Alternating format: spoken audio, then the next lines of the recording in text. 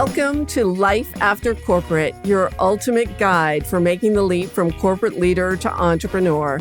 I'm Deb Boulanger, entrepreneur, executive leader, and founder of the Launch Lab for Women Entrepreneurs.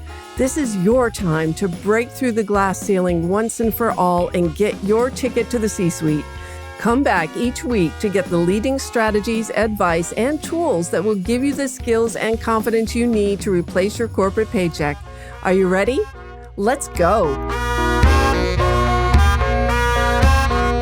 So, my friend, this is a very special episode, number 35, How I Made the Leap and Found My Purpose.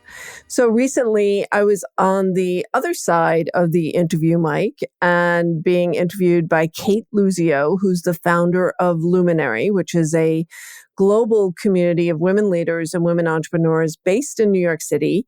It's an amazing space, physical space. So if you visit New York City, definitely visit Luminary on between 29th and Broadway. And Cate interviewed me for her Goaldigger show on LinkedIn.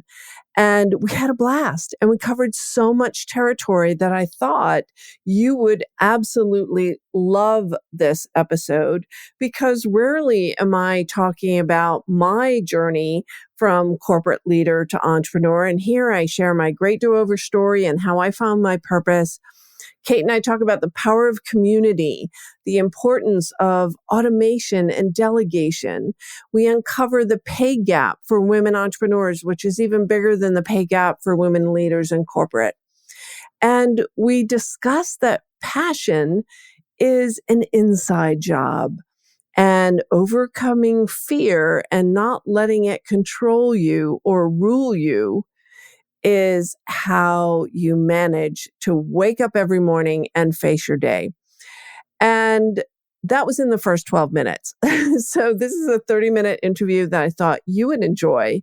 So please take a listen to my interview on the Goaldigger podcast with Cate Luzio and let me know what you think. I would love it if you would share your number one insider takeaway in a show note review on iTunes. So that's it for now, my friend. I'm going to let you listen and I'll talk to you real soon.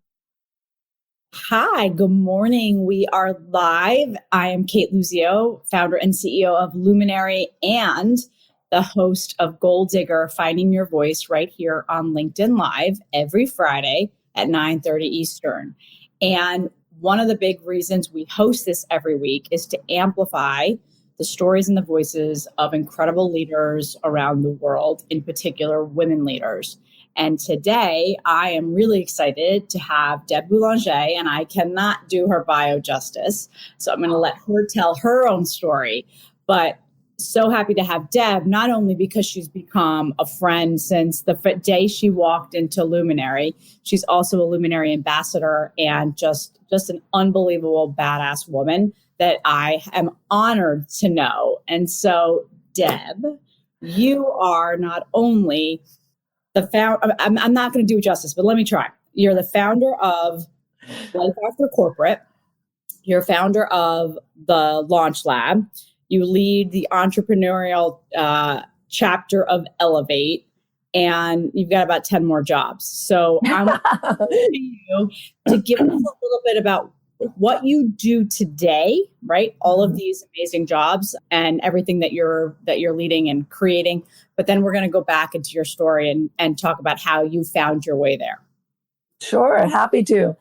So yes, I am the CEO of The Great Do-Over. That's my corporation and my original business, which was leadership coaching for women leaders in corporate. I also did some relationship coaching back then. I did some health coaching. And then because of my past career in product development, product management, and the services space, I saw so many women who were making this leap from corporate to entrepreneur, and I saw them struggle. And I think we've talked about this before, you've seen something similar. They didn't really know how to launch a business, but they had a passion for making an impact through their work. And I thought, wow, I can mash up my corporate career and my coaching career. And I created the Launch Lab for Women Entrepreneurs, which is a 12-week accelerator for women who are just making the leap and saying, I've got this passion, I've got this idea. I have no idea how to monetize it. I have no idea how to launch this. And we bring them through the paces of making sure you have a validated business idea, you have a money-making business model, you know how to message it, you know how to sell it. I always say, if you're not comfortable selling, you either have to get over it, hire someone else to do it, or go back and get a job, because entrepreneurship is all about selling. And then Life After Corporate was my baby this year, which is the podcast. And so I know there's so many women out there, maybe you're listening to this right now, and you're wondering, should I stay or should I go? Is this something that I could actually do? So I know we share that in common too, Cate. Yeah. And then you also work with one of our other partners. And I think that's actually how we originally got connected, was through our Ellevate partnership. And you do a lot. Most people will think Ellevate has this corporate bend, right? And they do. But they also have an entrepreneurial piece. And you happen to be very well involved in the New York chapter of their sort of entrepreneurial focus. Yeah, I loved Ellevate. I loved my membership in Ellevate. And I realized that so many of the Ellevate members were in that spot of either just made the leap or thinking about making the leap. And I actually went to Christy Wallace and I said, hey, you have a segment of your population here that needs some separate programming. I was then leading another group in New York of women entrepreneurs. And I said, I'd love to bring my community with your community. And she said, that sounds great. It's right in line with what we're thinking. And lo and behold, became the New York chapter leader for Ellevate Entrepreneurs, which became global. So now we meet twice a month, the first and third Thursdays. And we have some amazing programming. And it's all about community. And so we have created that community. And it's great to blend our communities. Oh, the power of community within community within community, right? It can go so deep and so broad is really what we've focus on at Luminary. And I think it's bringing all of these communities together. You bring women and men that don't look like you together. You bring different perspective, you bring different ideas, and what can be created out of that is pretty incredible. Yeah. But before I go into sort of how you got here, how do you find the time to do all of this, right? Because it's a lot, Deb. Yeah, it's so funny. People say that, and I feel like it doesn't feel like so much to me. And I'm just a creator. I've got something new coming up called the 6-Figure Accelerator for graduates of the Launch Lab. I'm doing a live training called, what's it called? Uplevel, the Uplevel Masterclass for planning for 2021. And I think it's a matter of automation and delegation. So I'm a huge fan of technology and using technology wherever I can to automate most of the daily tasks. I also rely on my team, my virtual team, to keep me together and keep things running behind the scenes and get clients onboarded. So I think that's it. Automation, delegation, and making sure that I am true to my core. And I know you and I talked on the Life After Corporate podcast about your North Star, and is what I'm doing, is the activity I'm doing right now in fulfillment of my mission.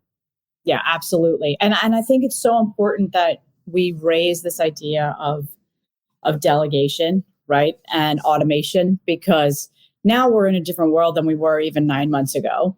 But I think a lot of people will take so much of it on their own plate, and it's really hard, right? Whether you're running a space like we are in a business or you're a solopreneur, women, as we know, take a lot on our shoulders, and we haven't been the best delegators most of the time in our careers. And so it's like you want to control things, but you want to make sure everything's done right. And releasing or relinquishing some of that control is so important so that you can execute and you can succeed on each of these pieces that you're working on. Yeah, you have to function in your zone of genius. Just because you can do a Canva graphic doesn't mean you should, unless that's part of your mission. I mean, I love recording the podcast. I love creating the content. And then I love handing over the marketing of that, because truthfully, Shannon on my team knows a whole lot more about Instagram stories and interesting graphics than I have any desire to learn. So my role in my business is really chief content creator, because online marketing, online businesses, this is a content play. And you know that in your pivot with the community at Luminary, creating the digital membership and then creating programming around serving your ideal audience. And so that's what so much of online marketing and online service delivery is all about. So I want to talk about a few things in this conversation. We're going to get to the pay gap for entrepreneurs, women entrepreneurs, because it's not talked about a lot. The pay gap in general is, and it's something you and I both are passionate about, but let's back up. So you're now having this incredible do-over of a career, right? And do-over is not a bad word, right? A do-over is, we can now have 4 or 5 careers in our lives versus maybe our parents have, right? It was that one job. It was very linear. But what led you to doing all of this? Like, what is at the heart of your story that sort of propelled you into entrepreneurship and wanting to do this to really raise women business owners up and make them successful? Yeah, so I think my story is very similar to many women out there who have either made the leap or they're thinking about it. I lost myself in my life. I was consumed by my career, and I was I put a lot of performance pressure on myself. So, if you're a Strength Finders coach, I am strategic, achiever, activator, all the things that bring action to a business focus. And the problem with achievers is you can actually end up burning out because it's so much about achieving and performing. And that was my situation. I found myself actually in my early 50s hitting burnout at the peak of my career. I had never been more successful in my life before.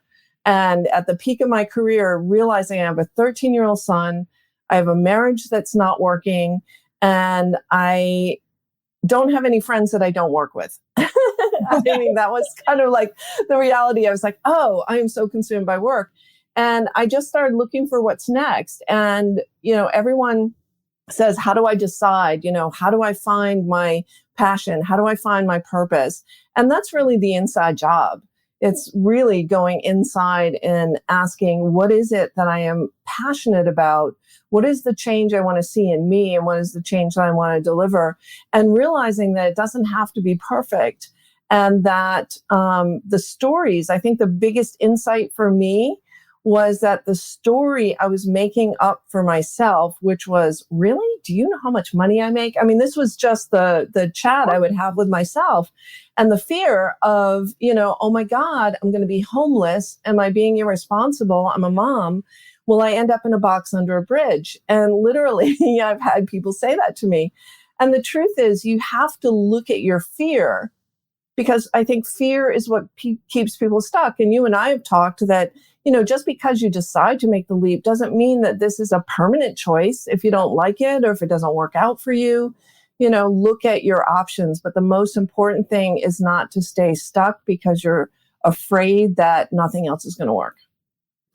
And that fear, that uncertainty is so embedded in us, right? And I do think that is something that ails women more than men. I think we know that just in corporate America, when women don't go for the job, the whole HP's study that does now Lean In takes, but it is this fear of failure. But you know what I've learned, Deb, is for me, it's not the fear of failure, because listen, you fail, right? You fail, you get yourself back up, you don't do well, you get yourself back up, you brush yourself off.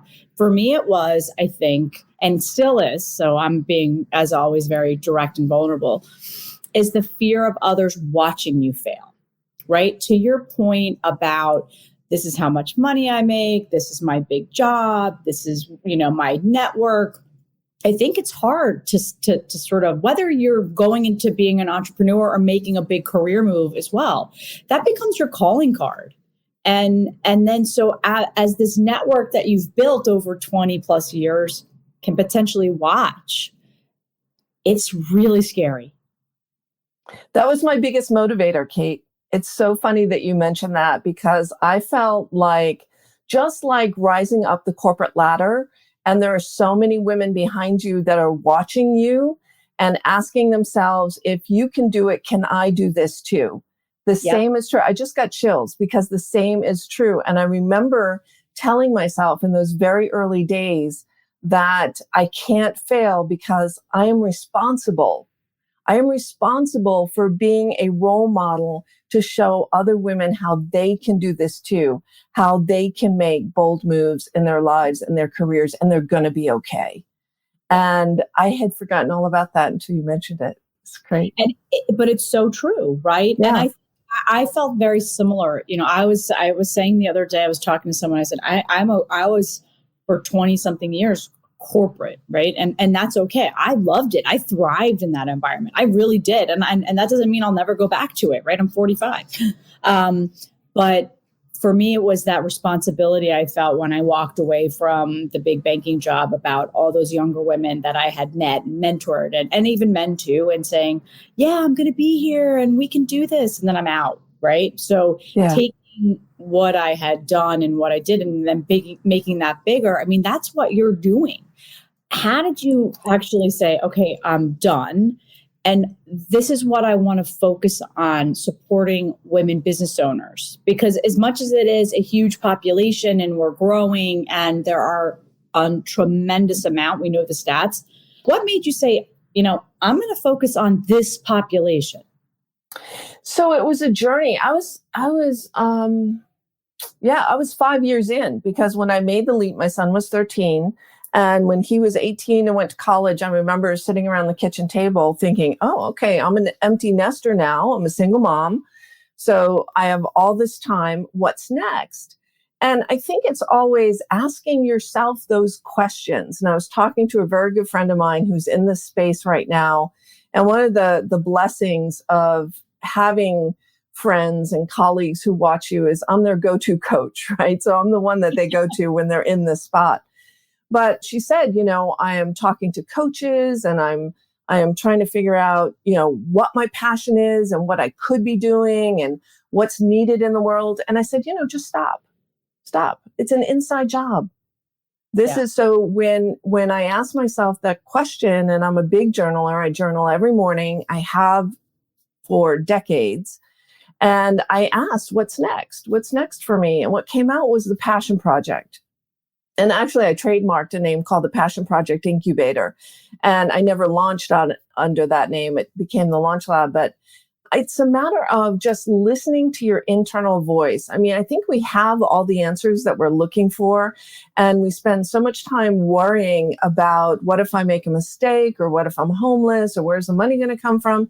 And our minds are like hoarders' houses. And you have all of those thoughts that are like accumulated piles of old magazines or old VHS tapes that, you no longer need, but keep playing and playing and playing. And in order to do that, you really have to clear out the mind. So for me, what you really want to know is I went on a 10-day silent meditation retreat. And I did that silent meditation retreat every year for silent, no words. But you can shut off your mouth, but you can't shut off your mind. I mean, it is a little nerve-wracking to be silent for 10 days. I mean, I was making up sitcoms in my mind about all the other people who were on retreat with me. I gave them roles and names and, it was funny, but it's a matter of tuning into your own signal. And, whether you meditate, whether you journal, or, you pray, whatever your channel is for tapping into a bigger conversation than the one that you're having in your head, then that's the channel to tune into. And getting inspiring people in your life like me and Kate. Well, absolutely. I mean, I love everything that you do. I mean, I watched you since that day we sat at the kitchen table in Luminary, if you remember that meeting we had. I do.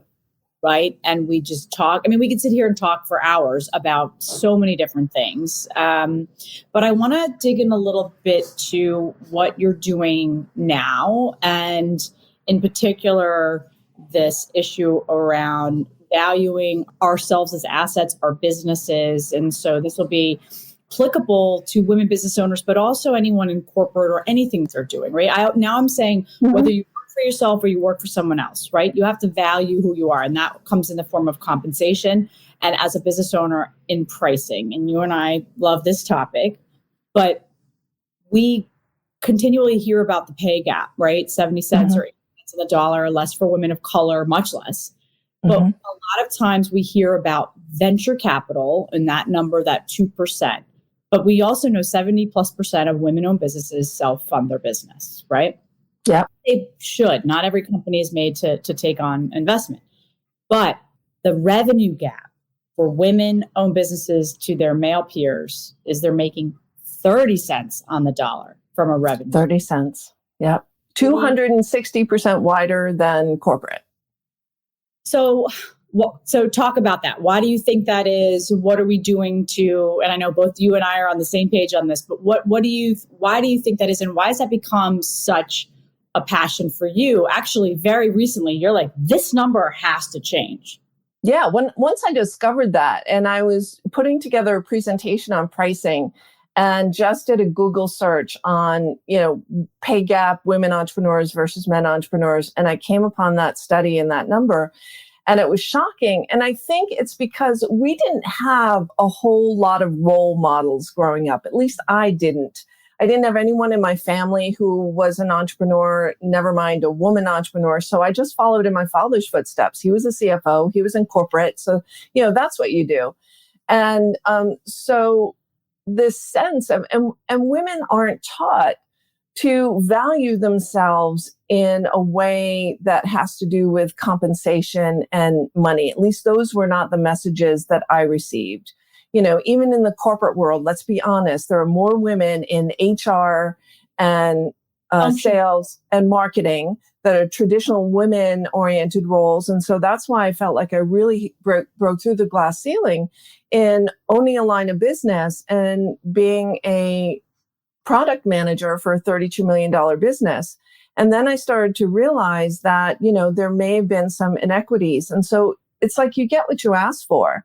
And so we undervalue ourselves. You're undervaluing your services. You're undervaluing what you're charging because you're making mistakes like charging by the hour or because women are service oriented typically in their business ventures. They want to charge something that people can afford. So you've got your head in your customer's wallet, which is not where it belongs. Because when you do that, you undervalue your client. You also undervalue yourself and you don't get to pay yourself enough. And then you cause your own hardship. Right. So I think one of the things that hit me was a concept called return on advantage. And it was so much more important than return on investment. So let's just take the example of someone who was in HR and a leader who was helping people advance their careers, advance their skills, who's now a career coach.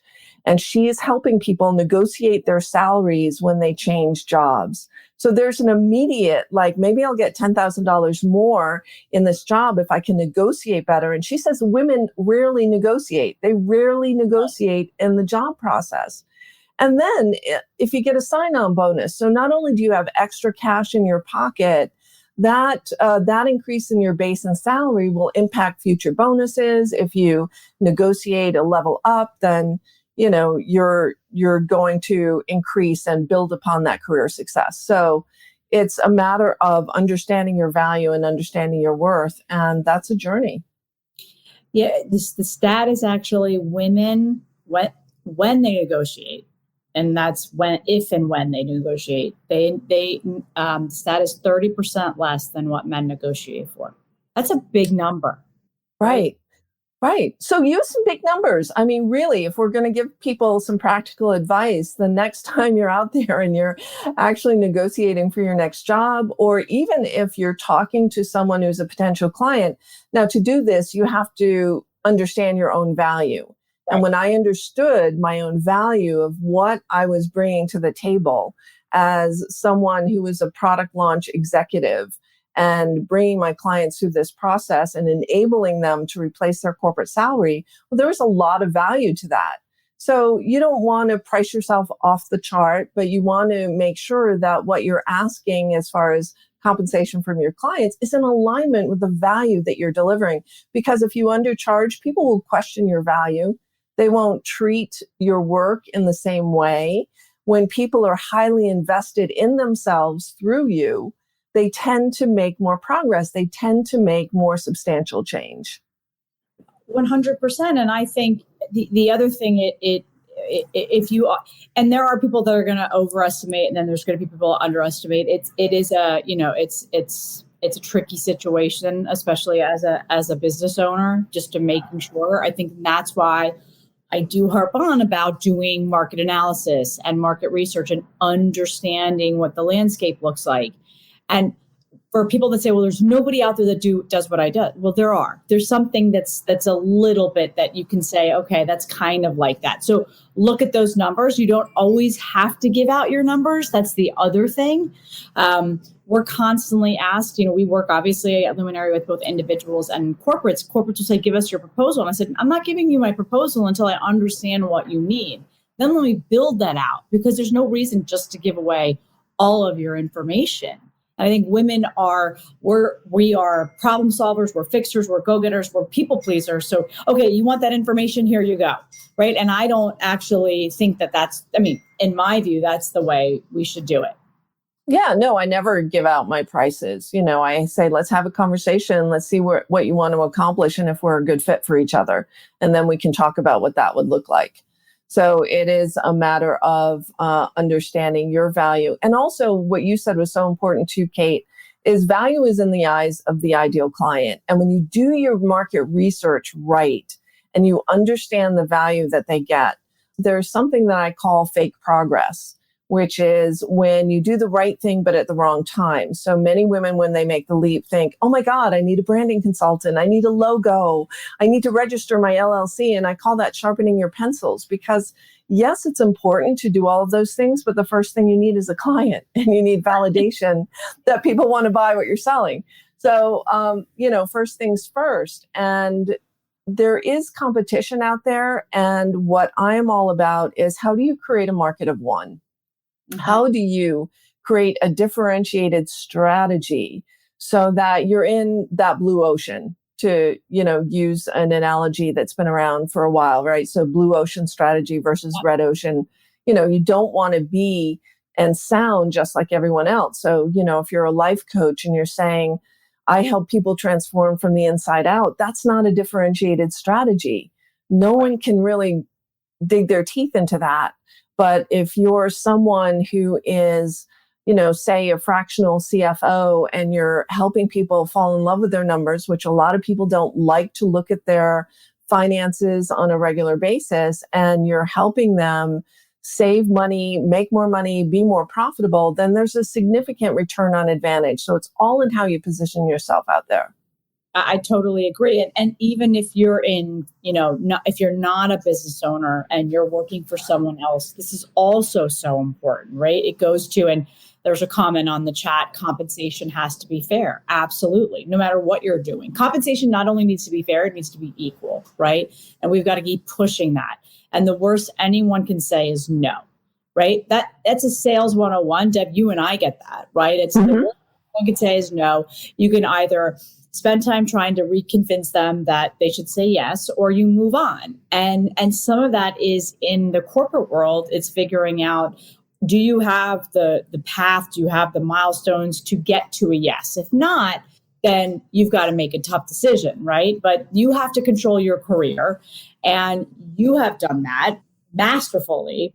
There's a question that says, curious to know if you used a specific journaling modality outside of asking what's next. And I'm not someone who journals. So Deb, that's all yours.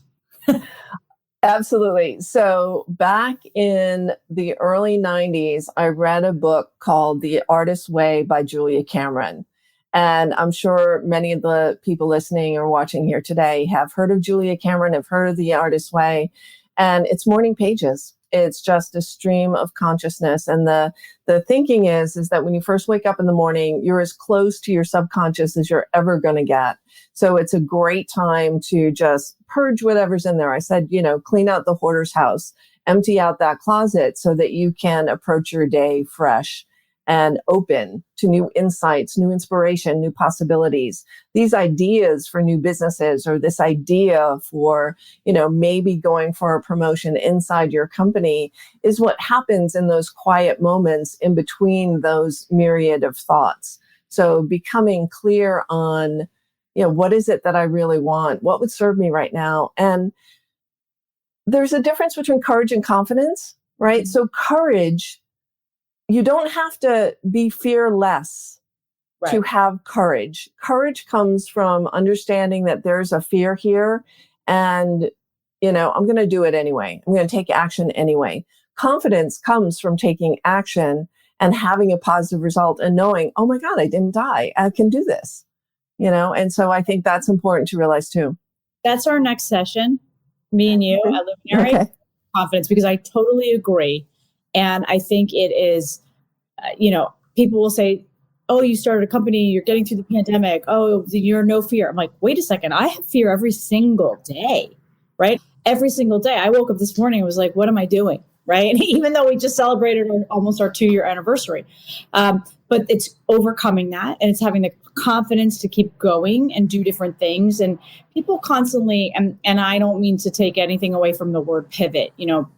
When I think of pivot, and I'm an athlete, right? So in particular, basketball, when you pivot, you change directions. And for what I'm doing and what Luminary has done, and I think for a lot of women out there too, and specifically women business owners, they're adapting, right? They haven't necessarily changed the direction of what they're doing or their company. They're adapting to the situation. They are overcoming their fears, and they are having the confidence to do that. And the courage is there as well. It's deep in our bellies, right? And you really inspire so many business owners to do that. And so you give a ton, Deb, right? You give. What do you do to take? That's so great. I fall in love with my clients. And I literally have so much fun working with them. So number one, it fills me up to give. I heard years ago that receiving is an act of generosity. So I try to receive whatever is sent my way. So I got a text from one of my leadership coaching clients. So on the side, I'll coach C-level women leaders who are making transitions. And she said, I got the exact job I asked for. I look back to our notes 6 months ago, and it's like spot on. The money is crazy. I want to send you a gift. So I think that's one thing that fills me up is just clients having that transformation. And I hire my own coach. So I take great pleasure every single year at this time of the year to decide, what do I need to up-level myself in my business? And this is a great question for everyone watching. Who do I need to be to fulfill that vision? So we're heading into the end of the year. You're thinking about next year. Soon you're going to be doing resolutions and vision boards. Ask yourself, who do I need to be in order to step in to that woman, to that role? Yeah, you said this on the water cooler conversations the other day, and I just love that. And I think, Deb, what you're doing is just amazing, incredible, inspirational, but so needed in this environment in particular. And as we head into 2021, and Luminary is the biggest fan. I personally am a huge fan, and we're excited to continue to work with you and everything that you're doing. For those of you that are watching, and there are a bunch of comments that are great. No fear, action, action, action. Face the fear and take action. Courage. I love the work of lots of different women out there.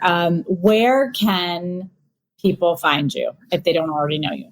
Yeah. So, we're on LinkedIn, we're on Facebook, wherever you are on social. I'm Deb Boulanger or Deborah Boulanger, one of the two. And feel free to stop by thegreatdoover.com. And of course, tune into the Life After Corporate podcast. It's my favorite baby.